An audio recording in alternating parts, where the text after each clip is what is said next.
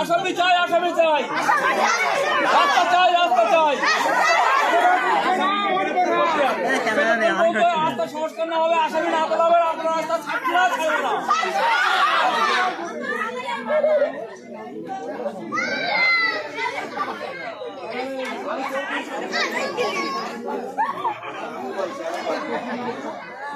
বিলম্বে এখানে আইন শৃঙ্খলার অবনতির জন্য দায়ী আসামিদের গ্রেপ্তার করতে হবে।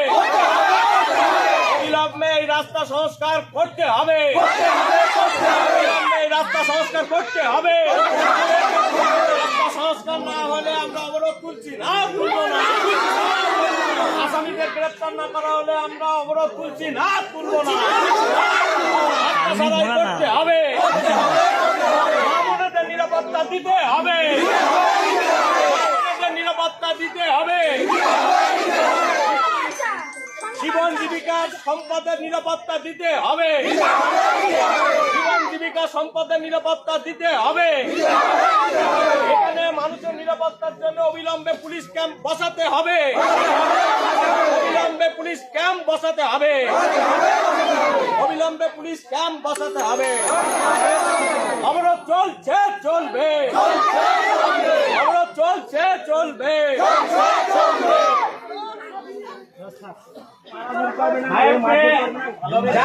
একটা কথা বলি, নিশ্চিত ভাবে বলা, আমাদের তো তদন্ত চলছে বাবা, তদন্তর বিষয় না, আমি একটু বলুন।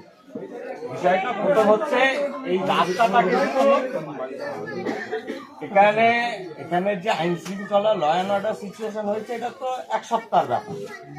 রাস্তাটা প্রায় বছরের পর বছর ধরে এই গ্রামের মানুষ চলাচল করতে পারে না। শুধু তাই না, এই গ্রাম বলে না, নয়ারক্ষী অঞ্চলের আনুমানিক 20,000 মানুষ এই রাস্তার প্রধান ভরসা। ব্যবসা বাণিজ্য, যাতায়াত, অন্যান্য ছেলেমেয়েদের পড়াশুনো, গাড়ি ঘোড়া চলছে। স্বাভাবিকভাবে আজকে এখানকার মানুষ, আপনি প্রথমেই জানেন, অবরোধ করেছে। এটা মানুষ তাদের রিয়াকশন দেখাচ্ছে।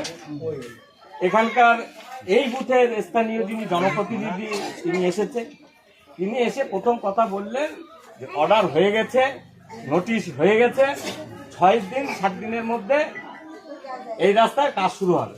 কিন্তু কাজ শুরু হওয়ার ন্যূনতম লক্ষণ আমরা দেখতে পাইনি। কারণ না, আমার কথা শেষ করতে দেবেন, আমি কথা শেষ করতে দেবেন, তারপরে বলবো।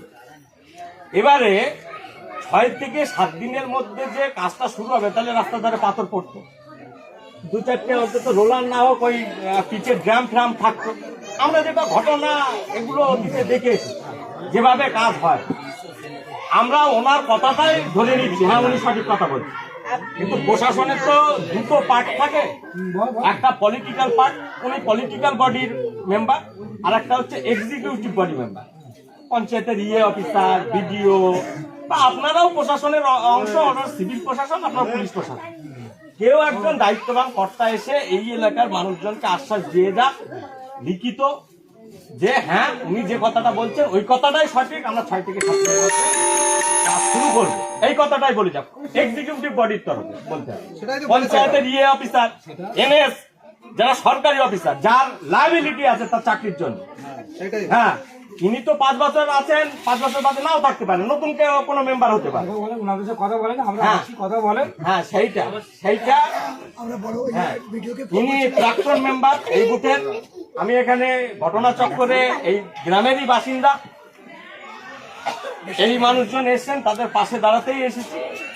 সেই হিসেবে এই রিকোয়েস্টটা আমরা এখানে, আপনি একটাবার ফোন করেন, আপনি ফোন করেন, এনাদের ডাক করিয়েছি তো, যে রাস্তার ব্যাপারে আপনার কথা বলুন। উনি যে কথা বলছেন সেই কথার উপরে, ওনার কথার উপরে জনগণ ভরসা করতে পারছে না, তাহলে তো উঠে যেত, আপনাকে তার দ্বিতীয়বার আসতে হতো। কথা বলুন, হ্যাঁ ওরা কথা বলুন, না না করবো না, কথা বলছেন, তাহলে উনি ফোন করে আমার কথা বলুন, কথা বলুন। হ্যাঁ আমি ভিডিওকে 2বার ফোন করেছি এখান থেকে, কথা বলুন, ভিডিওর সাথে আমার ব্যক্তিগত সাক্ষাৎ আছে, তিনি ফোন ধরেন। তাহলে ভিডিও নাও, অত বড় অফিসার নাও, কথা বলুক। ইয়ে অফিসারকে ফোন করিয়ে না কেন? কথা বলুক, কথা বলতে দেন, সময় দেন। অন্তত এক্সিকিউটিভ পার্ট, মানে যাদের চাকরি করা, প্রশাসনের চাকরি করা অংশ, সেই রকম কেউ একজন আছে যার চাকরির লাইবিলিটি আছে। কনফিডেন্সে বলছে রাস্তা 6 দিনের মধ্যে হবে, তাহলে আমার দ্বিতীয় আমার